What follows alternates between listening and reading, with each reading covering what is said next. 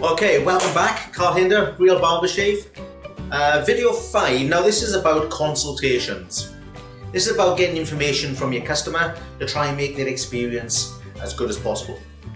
So, this shaving service that we provide and the training that we provide is all about top-end luxury shaving. So we've got to make sure that the customer service aspect is just as good as the actual shave itself.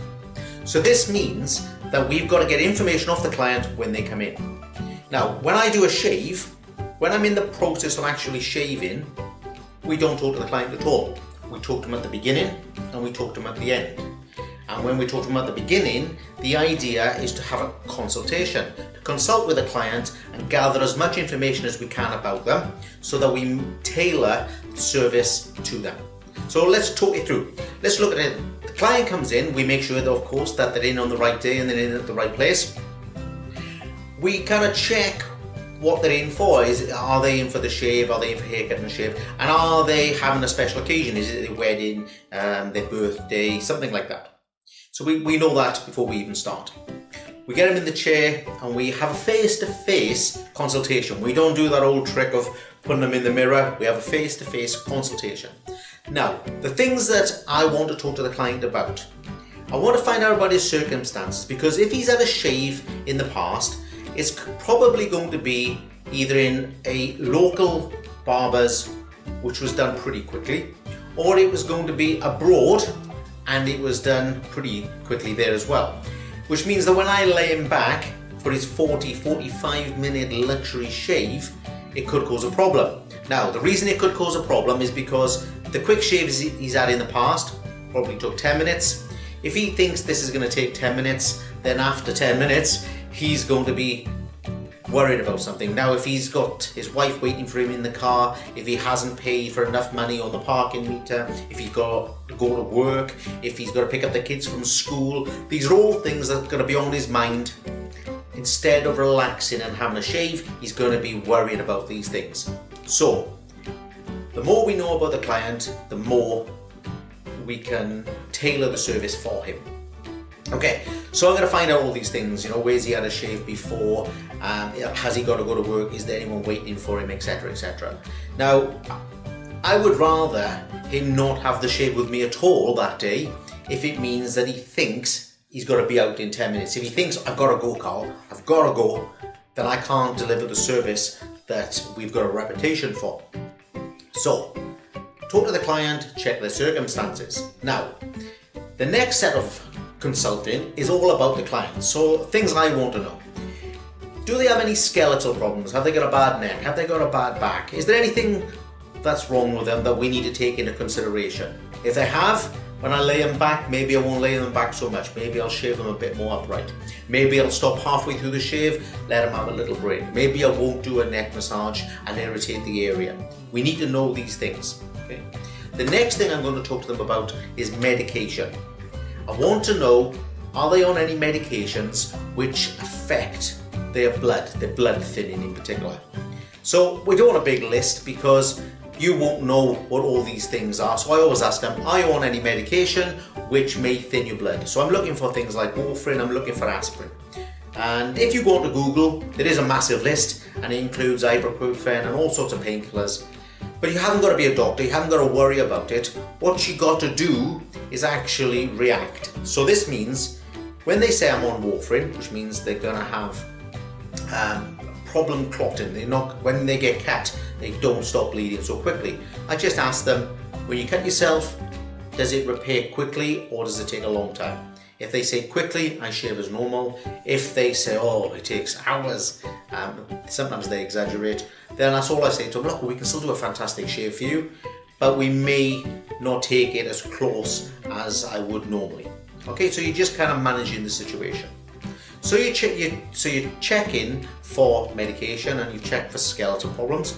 Now I want to check for any allergies. So I'm looking for things like maybe, responding to things like if the gentleman's got a nut allergy, then I won't be using the almond shaving oil, okay? The connection is vague and it may make no difference whatsoever, but it's not worth taking the chance. might want to check for things like latex gloves. Even though I always use nitrile, it's worth checking all these little things before you start. I did have one client who was allergic to stainless steel, but maybe that's for another video. So we know about their skeletal problems, we know about their allergies, we know about their medication, okay? Now we want to find out a bit more about their shaving process. So when they shave, do they have any rashes? We're going to be looking at facial mapping, the pattern in which their hair is growing, and finding out more about their shaving. First of all though, I want to find out about, do they have any moles, any skin tags, any scars, any difficult areas that's going to create a problem when I'm actually shaving the gentleman. I will obviously be noting the way his hair is growing, because when we put the shaving cream on, it's a bit harder to identify when you're going through the process. So we now know lots about the client. Another area that we will talk to him about, and I might do part of this at the beginning and I might do part of it at the end, but I want to know about how they shave at the moment. So if they're wet shaving at the moment, are they doing it in the shower? What's the process they're going through? Are they shaving with the direction? Are they going against the direction? Do they have a shaving rash? Do they have irritation? Are they using aftershave? So I'm building up this picture of the way this client manages his shaving, and that means I can give him advice, certainly nearer the end, on how to shave properly. But also, if he's got a growth pattern in a swirl, and he has a reaction from it, if he has irritation from it, then there's a reasonable assumption that he's gonna still have that problem with us, so we can keep an eye on it. Okay, so there's the consultation before. Now, if you do the training course with us, you will leave with a booklet, and there's a whole page on consultation. It's a couple of dozen questions that you want to establish with a client. Now, when you do the course, don't be afraid, don't be embarrassed to actually go through the checklist with them. They're only going to be surprised that you're very, very professional. They're only going to be surprised that his last barber didn't bother asking any questions whatsoever. Okay? So if you need to do that for the rest of your life, if you have to, then that's not a problem either. Okay, so we've got all this information and we are now ready to do the shave. Now, I do want to make sure that they're comfortable, and I want to make sure that their back is supported, and I want to make sure that they're warm. There's no point shaving in a freezing cold salon, because the client is only going to be thinking about how cold it is, and he's not going to be relaxing. You need to be thinking about what music you got playing. You don't want heavy metal music on when you're trying to do a nice slow shave or a slow massage and he's trying to enjoy himself. So you're thinking about all the circumstances, you're thinking about your breath, you're thinking about your body odor, you're thinking about everything that this client has to go through. Now, when you shave as much as I do, then you obviously are not thinking about those things deliberately all the time, and it's pretty much flows. But when you're starting out, and most of my videos are really for beginners and people trying to establish their shaving routines at the top end of the market. What the guys are doing down the bottom, I don't know.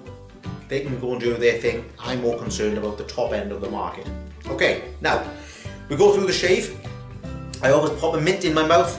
No chewing gum, pop a mint in my mouth so that he has a good experience whilst I'm shaving him. I don't talk to him, and if they want to talk, I always discourage them. Okay, they should be relaxing. Now, even though I would have asked him about this shaving at the beginning, if I haven't established this already, what I want to know about at the end is a lot of detail about how he actually shaves. So what I want to know is this. Tell me about your shaving regime. You get up in the morning and you do what? Well, I go in the bathroom, I put some hot water on, and I chuck some cream on my face and I shave it off. Okay? I want to know a lot more. So, you shave in the morning, which is good. You shave in the shower, after the shower. You go in which direction, you use what blade, you use what shaving cream. And you establish the gaps in his shaving regime. Okay? Now, the reason we want to know this is twofold. First of all, you're his barber, okay? Or you're his technician if you're in a salon or a spa. If you don't teach this gentleman to shave properly, if you don't give him advice, nobody else will. His father is very, very, very unlikely to ever train him. It was way back in the 70s, since dads used to take their sons aside when they were 14 or something and show them how to shave.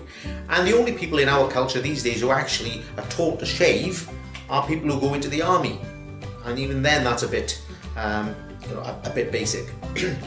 So I want you as a shaving barber to take responsibility for your client. I want you to advise them how to shave properly. So that's all you've got to be thinking about is, how does this client replicate what I do when I do a shaving service for him? So you may want to skip the beard softening part of it, but this is what you want your client to do ideally. You want him to shave when he wakes up, okay? It doesn't matter what time of the day, but whenever he wakes up, because your facial muscles are some of the last to wake up. So that means they're nice and relaxed, okay? You want him to go in the bathroom and you want him to hopefully shave in the shower, because he's going to be in there, all that heat, all that moisture, all that steam is going to mean that all the hair is going to be soft and his pores will be open as well. And then he can apply some cream and he can shave properly. Now, if he's not in the shower, then he needs to do it at the hand basin, get the hot water on there, soften all that hair up. What we'd like him to do then is actually apply some cream to a shaving brush or into a bowl and apply the shaving cream in circular motions. Remember, we're going to make that hair stand up, and we then want him to shave in the direction of growth. Okay, so if it's down, it's all down. And then we'd like him, if he needs to shave more, go across the direction of growth.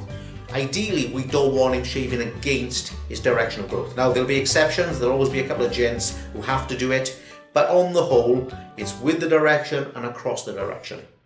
Now, he's put the cream on with a brush, professional cream, and he's taken the advice on shaving it off. Then think about what we do. We then apply hot water with a shaving, with a soap, with an antibacterial soap. We are now going to get rid of all the bacteria, all the soap suds and everything. So we're going to get all that washed off, exactly like we do in the service. Now, when all that's washed off, the next thing that nearly every client misses is cold water. Freezing cold water. Splash it on or get it on a flannel, exactly like we do at the end of our hot towel shave. Okay? We do 2 hot towels. After we've washed him, it's a cold towel. Got to close those pores. It's really important for the condition of the skin that we close those pores. Probably the single most important thing that anyone can do when they shave. So he closes the pores, nice cold towel. Now is the time for him to apply his toner or his refresh gel. Okay? A little word of caution though.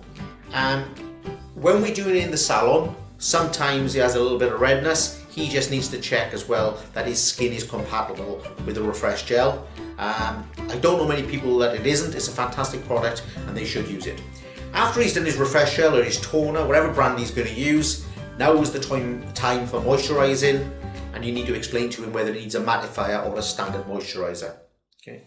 If he has to use aftershave, I always train them, I always tell them never to put it on their face, because alcohol dries out the skin. It's an astringent, it shrinks the skin, and to use it on their ears and the back of their neck for effect. Okay, so these are all bits of advice. Now, if you don't do this, no one else will. When he goes to Tesco's, the lady or the gent on the checkout isn't going to explain to him which shaving cream to use, or if he's got the right brush or he's got the wrong moisturiser. Okay? His wife or his partner isn't going to explain to him. The only person in the world who has a special relationship with him regarding his facial hair is you. Okay? So you have got to explain everything to the client. Now, there will be a few of you out there thinking, well, if we train him to shave so well himself, he's never going to need to come back in again. Totally wrong, okay? What you're doing is you're educating the client to look after his skin, and the better he looks, it's a better reflection on you. And it's nothing like the luxury end of the market, because he isn't going to do his own neck massage or his own head massage. He isn't going to put hot towel on his face, do a shave in one direction and another hot towel. It's the difference between having a shave and almost having a massage. It isn't going to affect your trade at all. The only thing it's going to really affect is your relationship with the client is going to be better than ever.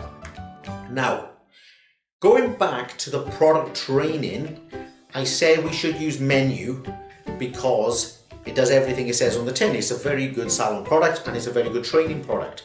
But there's one more reason why you want to choose your products correctly. And I choose Menu because of this. You educate the client, you find out how he doesn't shave, you fill in the gaps. So if he doesn't use a toner, you need to make sure you have a toner available for him. If he doesn't use a shaving brush, you have a shaving brush available for him. And when he finishes his shave and you take the money off him, he's going to be feeling absolutely awesome. Now is the time to sell him the products that he needs to have a fantastic shave.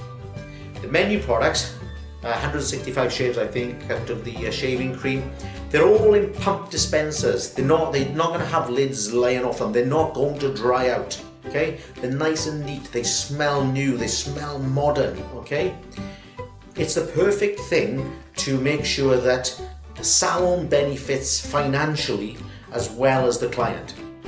Okay, so the consultation, lot at the beginning, find out everything about them, consider everything they got to go through, from the temperature to how comfortable they are to the music.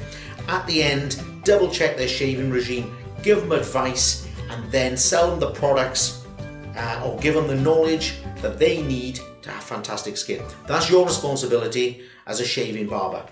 Okay, that's all now on consultations. The next video is going to be on shaving as we do it during the course. I hope you enjoy it.